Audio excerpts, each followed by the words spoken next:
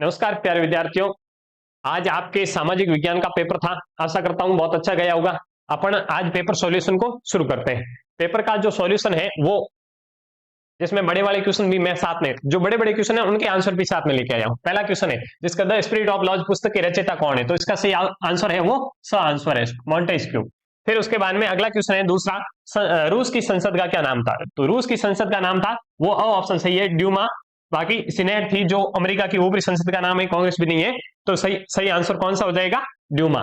कैसा था भाई पेपर का स्तर, कैसा था, हार्ड था या फिर इजी था, बताइए कमेंट करके मेरे को बताइए कि आपके कितने नंबर आ रहे हैं। अब से तो बहुत सरल सरल आए थे, मेरे हिसाब से तो पेपर सरल था। आप बताइए आपको कैसा लगा। फिर है पूर्वी घाट का शिखर कैसा है, शिखर सर्वोच्चतम शिखर पूर्वी घाट का, तो इसमें एक ही ऑप्शन दे रखा है जो पूर्वी घाट का है, जो है महेंद्रगिरी। बाकी अनाईमुड़ी भी पूर्वी पश्चिमी घाट का है, कंचनजंगा जो हिमालय की पर्वतमाला है। तो सही आंसर होगा वो होगा महेंद्रगिरी। अगला चौथा क्वेश्चन क्या है भाई, चौथा क्वेश्चन है लोकतंत्र लोकतांत्रिक शासन पद्धति दूसरों से बेहतर है क्योंकि, लोकतांत्रिक शासन पद्धति दूसरी जो भी पद्धतियां होती है उससे बेहतर है क्योंकि ये अधिक जवाबदेही होती है। द ऑप्शन सही रहेगा क्योंकि ये क्या है, अधिक जवाबदेही होती है। आगे पांचवा क्वेश्चन क्या है, पांचवा क्वेश्चन, भारतीय संविधान सभा के प्रारूप समिति के अध्यक्ष कौन थे, तो भारतीय संविधान सभा के प्रारूप समिति के अध्यक्ष थे वो थे डॉक्टर भीमराव अम्बेडकर। स ऑप्शन है वो आपका सही रहेगा। फिर उसके बाद में अगला, चुनाव के घोषणा पत्र कौन जारी करता है, बढ़िया क्वेश्चन था। इसमें सारे क्वेश्चन आप कंफ्यूज हो सकते थे, भाई प्रधानमंत्री जारी करता है कि निर्वाचन आयोग जारी करता है या फिर राजनीतिक दल जारी करते हैं। बढ़िया क्वेश्चन था, जिसने स ऑप्शन जिसका लिखा है वो सही होगा। छठे के अंदर कौन सा ऑप्शन सही है, स ऑप्शन सही है। राजनीतिक दल के द्वारा चुनावों का जो घोषणा पत्र है वो जारी किया जाता है। आगे चलते हैं, अगला क्वेश्चन है भारत की समय रेखा कौन सी है, भारत की समय रेखा कौन सी है, मानक यमंतर रेखा है वो 82.5 डिग्री पूर्वी देशांतर, ब ऑप्शन में लिख रखा है 82.5 डिग्री पूर्वी देशांतर रेखा जो भारत की मानक समय रेखा है। देखिए आपने 8 क्वेश्चनों के सरल कर दिए और आपने अभी तक सब्सक्राइब नहीं किया तो सब्सक्राइब जरूर कर दे। सबसे पहले सबसे तेज और सबसे सटीक जो मैं आंसर की लेके आता हूं, तो आप इतनी मेहनत के लिए सब्सक्राइब जरूर कर दीजिएगा और आगे आने वाले पेपर है उसके भी सॉल्यूशन देखने के लिए तो दबा दीजिए, पहले सब्सक्राइब वाला बटन दबाओ।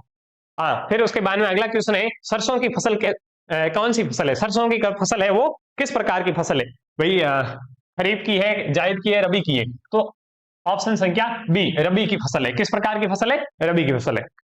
भारत में सर्वाधिक निर्धनता अनुपात वाला राज्य है, तो निर्धनता अनुपात वाला राज्य है वो ब ऑप्शन सही है, ब से इसमें लिखा हुआ है बिहार राज्य, बिहार राज्य है वो निर्धनता के अंदर या निर्धनता अनुपात में सबसे।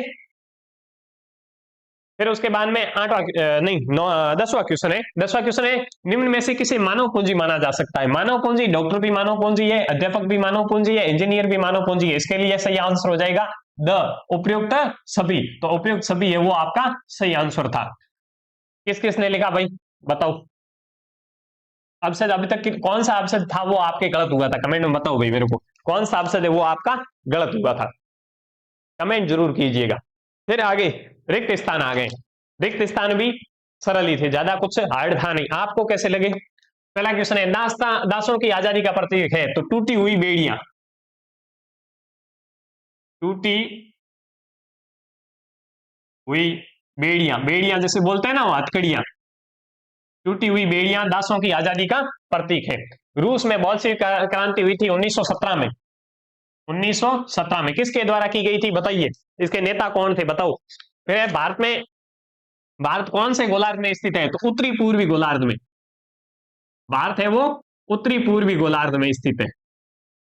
फिर है भारत में वर्ष 2011 के अनुसार साक्षरता दर थी, तो साक्षरता दर थी 74.04%, 74.04% भारत में। फिर उसके बाद में पांचवा क्वेश्चन, लोकतंत्र में सरकार किसके प्रति उत्तरदायी रहती है, तो जनता के प्रति उत्तरदायी रहती है, जनता। अगला 16वीं लोकसभा में क्या पूछा हुआ है, 16वीं लोकसभा में महिलाओं की संख्या कितनी थी, तो 66, 66। फिर है उसके बाद में अगला क्वेश्चन,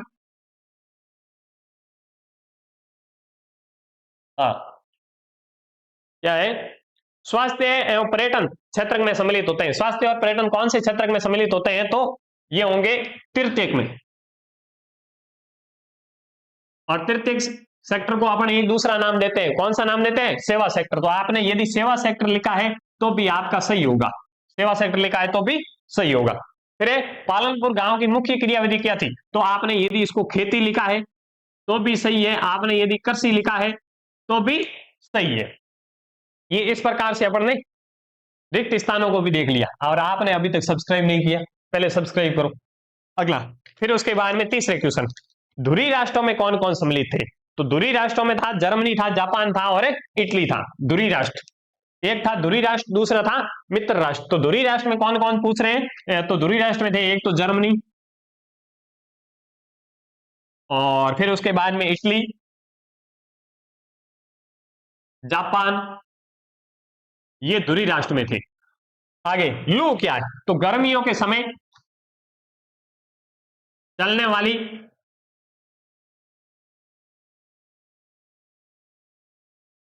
वाली गर्म हवा को क्या बोलते हैं? लू बोलते हैं। गर्म हवा है उसको लू कहा जाता है। फिर टाइड क्या था भाई? हाँ, ये क्वेश्चन अच्छा क्वेश्चन था। टाइड क्या था? Right, Tide. तो फ्रांस में किसानों से फ्रांस में किसानों से कर्ज के द्वारा जो कर लिया जाता था, और कर कितना लिया जाता था? 1/10वां भाग। ये आंसर लिखना था। टाइड क्या था? कि फ्रांस में किसानों से सर्च के द्वारा जो कर लिया जाता था, और कर कितना था? 1/10वां भाग लिया जाता था।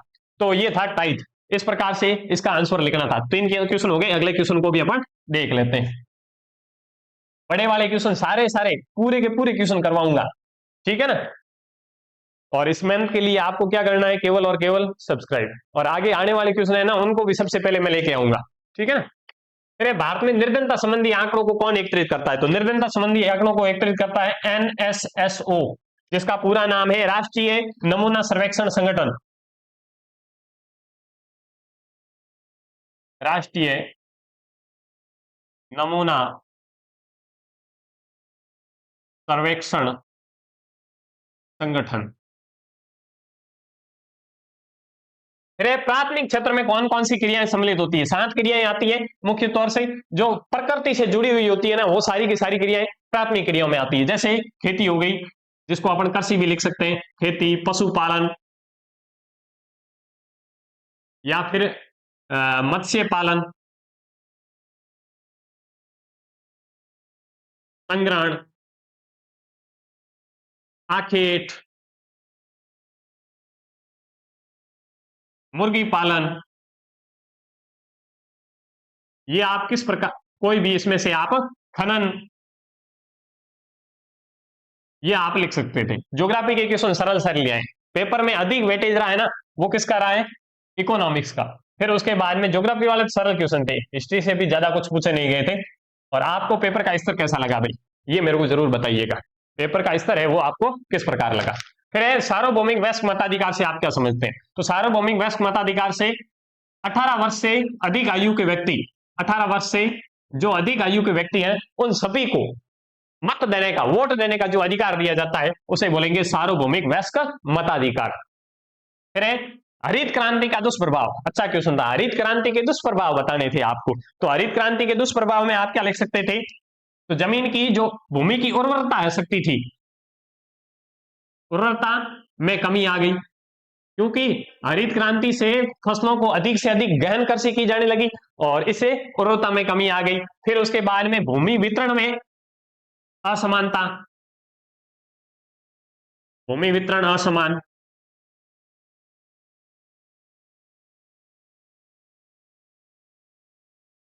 फिर उसके बाद में लोगों के बीच में अमीरी गरीबी बढ़ी।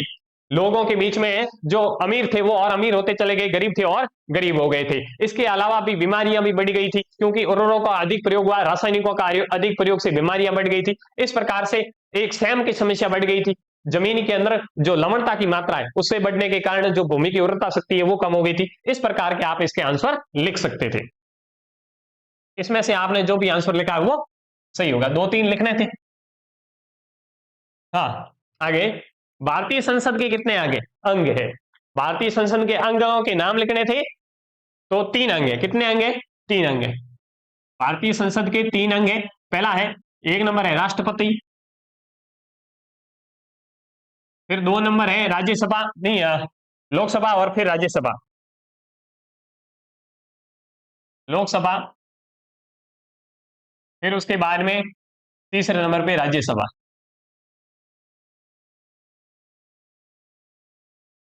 इस प्रकार से। फिर भारत का अक्षांशीय और देशांतरीय विस्तार बताना था आपको, तो भारत का अक्षांशीय विस्तार पहले तो देख लो। अक्षांशीय विस्तार मैं इधर लिख रहा हूं आपके, 8 डिग्री 4 मिनट नॉर्थ उत्तर से था आपका 37 डिग्री 6 मिनट, 37 डिग्री 6 मिनट उत्तर। ये तो हो गया अक्षांशीय विस्तार। फिर देशांतरीय विस्तार है, वो है 68 डिग्री 7 मिनट पूर्वी देशांतर से 97 डिग्री 25 मिनट। ये आपका आंसर लिखना था। क्या? भारत का अक्षांशीय और देशांतरीय विस्तार क्या था भाई? 8 डिग्री 4 मिनट उत्तरी अक्षांश से लेकर के 37 डिग्री 6 मिनट उत्तरी अक्षांश तक। देशांतरीय विस्तार में 68 डिग्री 7 मिनट पूर्वी देशांतर से लेकर के 97 डिग्री, ये ऐसे लिखा हुआ मेरे 97 97 97 डिग्री 25 मिनट पूर्वी देशांतर। यह है भारत का अक्षांशीय और देशांतरीय विस्तार। अगला 10वां क्वेश्चन। 10वां क्वेश्चन क्या था भाई? गणतंत्र का अर्थ बताना है। गणतंत्र का, गणतंत्र का अर्थ है कि ऐसा शासन व्यवस्था जिसमें जनता का, जनता के द्वारा और जनता के लिए चलाया जाने वाला शासन, उसको क्या बोलते हैं? गणतंत्र बोलते हैं।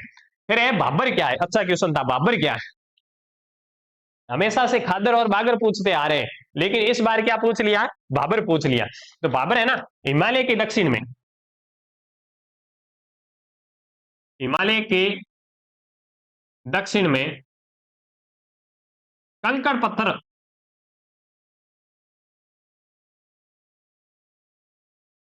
वाली जो भूमि है उसको बाबर बोला जाता है। कंकड़ पत्थर वाली भूमि है, बड़े बड़े पत्थर। नदियां जब अपने पर्वतों से निकलती है तो अपने साथ में बड़े बड़े पत्थरों को ला करके कहां जमा करती है? बाबर में जमा करती है। और ये ऐसी जमीन होती है जिसके अंदर कृषि करना संभव नहीं होता है, तो ये होती है बाबर। फिर उसके बाद में तराई आती है, फिर उसके बाद में खादर और बागर। ठीक है, अगला क्वेश्चन। फिर है अप्रैल थीसिस क्या थी? ये भी अच्छा क्वेश्चन था। अप्रैल थीसिस अभी अपन ने पढ़ा था, 1917 में रूस में एक क्रांति हुई थी, रूसी क्रांति। ठीक है, और किसके द्वारा की गई थी? रूस में लेनिन के द्वारा। किसके द्वारा? लेनिन के द्वारा। तो इन्होंने, इनकी प्रमुख मांगे क्या क्या थी वो सुनिएगा। अप्रैल थीसिस में एक मांग पत्र था। क्या मांग था बताइए? इसमें मांग ये था, एक तो प्रथम विश्व युद्ध से रूस को बाहर निकलना था, पहली मांग ये थी। प्रथम विश्व युद्ध से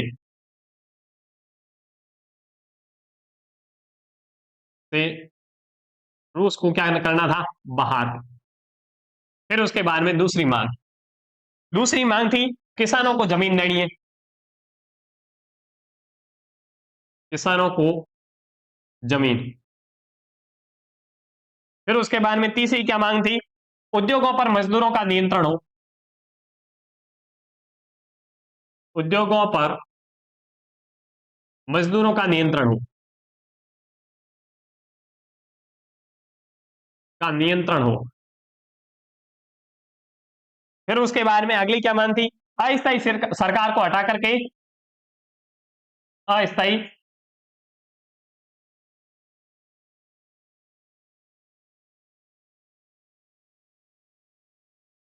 अस्थायी सरकार थी,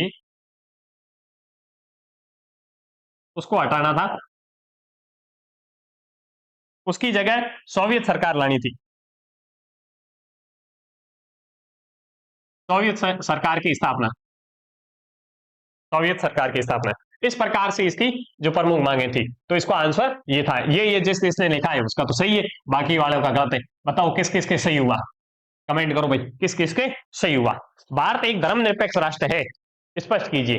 ये अपन बड़े वाले क्वेश्चन है ना, इनको मैं पीडीएफ में लिख के लेके आया हूं, सीधे वहीं चलते हैं अपन। सारे क्वेश्चनों के आंसर उधर ही है। भारत एक धर्मनिरपेक्ष राष्ट्र है, स्पष्ट कीजिए। तो भारत एक धर्मनिरपेक्ष राष्ट्र है क्योंकि यहाँ राज्य किसी भी धर्म को अपना धर्म नहीं मानता है और सभी धर्मों को समान तथा समान अधिकार देता है और हर व्यक्ति को अपनी पसंद का धर्म मानने, प्रचार करने और पालन करने की स्वतंत्रता, इसलिए भारत को स्वतंत्र या फिर धर्मनिरपेक्ष राष्ट्र कहा जाता है। फिर अगला 7वां क्वेश्चन, नदियों के प्रदूषण के कोई 3 कारण बताने थे।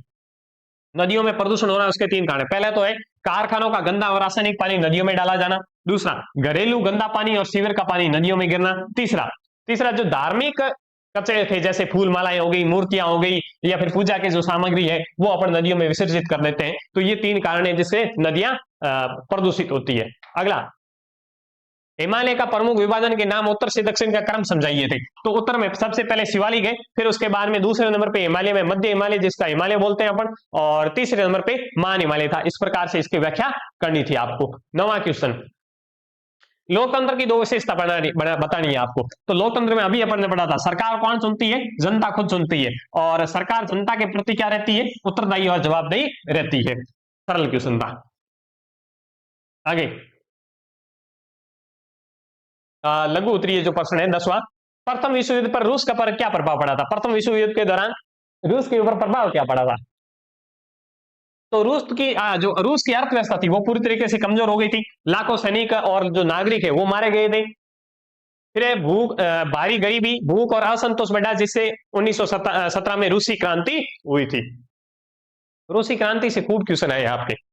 अगला, भारत में गरीबी के कोई 2 प्रमुख कारण बताइए। भारत में गरीबी के 2 प्रमुख कारण है, तो शिक्षा और कौशल की कमी है, तेज जनसंख्या वृद्धि है। इसके अलावा भी और भी कई कारण है जैसे बेरोजगारी हो गई, असमान वितरण हो गया, ये भी इसके कारण लिख सकते थे आप। अब है नदियों और झीलों के आर्थिक महत्व बताने थे। यदि नदियां हैं और झीलें हैं जैसे अपन को कौन कौन से आर्थिक लाभ होते हैं, तो एक होता है पेयजल, सिंचाई और बिजली जैसे संसाधन अपन को वहां से प्राप्त होता है। नदियों और झीलों से परिवहन या मत्स्य पालन में उपयोगी होती है और फिर पर्यटन और उद्योगों के लिए भी महत्वपूर्ण है। तो ये 3 इसको लिख सकते थे। फिर मध्यावधि चुनाव क्या है आपका क्वेश्चन है, क्वेश्चन संख्या 13वां, मध्यावधि चुनाव क्या है।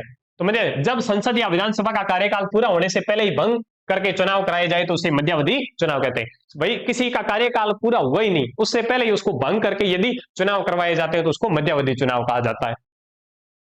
आगे है लोकहित याचिका। इसको ऐसे क्वेश्चन ऐसे पूछा था, जनहित याचिका, आपके पेपर में ऐसे लिखा हुआ था जनहित। तो सेम ये लोकहित या जनहित याचिका क्या है। तो लोकहित याचिका वो याचिका है जिसमें कोई भी व्यक्ति समाज या समाज के जनता के हित में उच्च न्यायालय या सर्वोच्च न्यायालय में दायर करता है, कोई भी ऐसी रिट दायर करता है, कोई भी ऐसी मांग दायर करता है, याचिका दायर करता है जिसमें वो व्यक्ति जनता के लिए या फिर किसी भी समाज के हित में दायर करता है। इसके महत्व क्या है, गरीब एवं कमजोर लोगों को अधिकार के लिए रक्षा करती है, समाज के बड़े मुद्दों को न्याय पालने के लिए सरल तरीका है जनहित याचिका। आगे पालनपुर में बहुफसलीकरण प्रणाली की व्याख्या कीजिए। जो पालनपुर गांव था अपने इकोनॉमिक्स का पहला पार्ट था। बहुफसली प्रणाली में किसानों को एक वर्ष में एक से अधिक फसलें उगाते हैं। बहुफसली प्रणाली एक वर्ष से एक के अंदर से, फिर जैसे खरीफ की फसल हो गई, रबी की हो गई, जायद की, ऐसे। पालनपुर में किसान सिंचाई, खाद और HYV जैसे बीजों का उपयोग करके गेहूं, ज्वार, बाजरा, आलू और गन्ना उगाते थे जिससे उसकी आय बढ़ती थी। इस प्रकार से आगे क्वेश्चन है दीर्घ उत्तरीय क्वेश्चन, निम्नात्मक क्वेश्चनों में पहला क्वेश्चन है हिमालय और समुद्र का भारतीय जलवायु पर क्या प्रभाव पड़ा। ऐसा नहीं पूछ करके यदि इस प्रकार ऐसे भी क्वेश्चन पूछ सकते थे इसको कि भाई यदि हिमालय नहीं होता तो भारतीय जलवायु पर क्या प्रभाव पड़ता।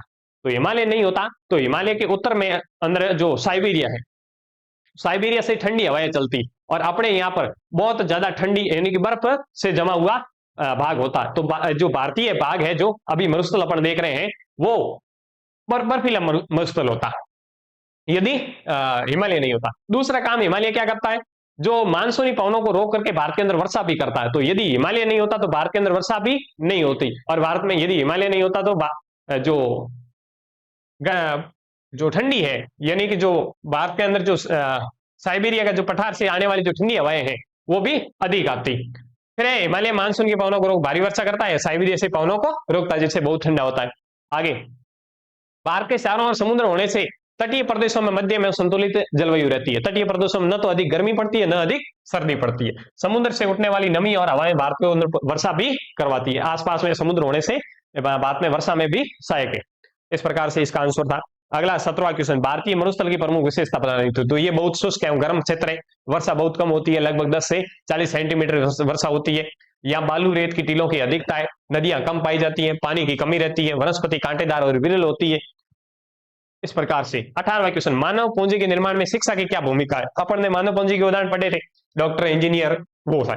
तो शिक्षा व्यक्ति की कौशल उत्पादकता बढ़ाती है, इससे नौकरी एवं आय में अवसर बढ़ते हैं।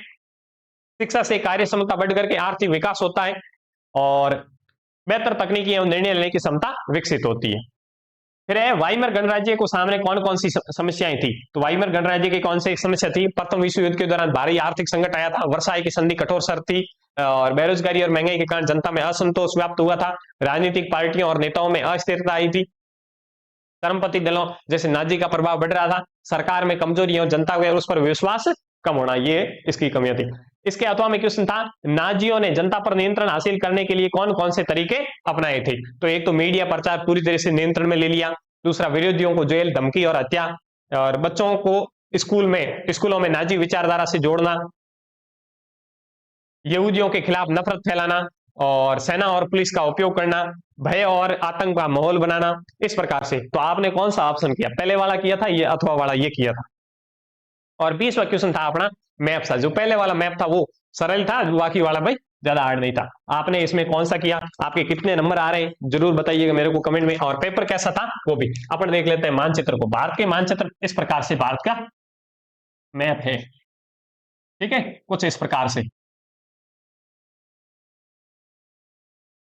तो क्या पूछा हुआ, मुंबई, तो यहां पर है मुंबई।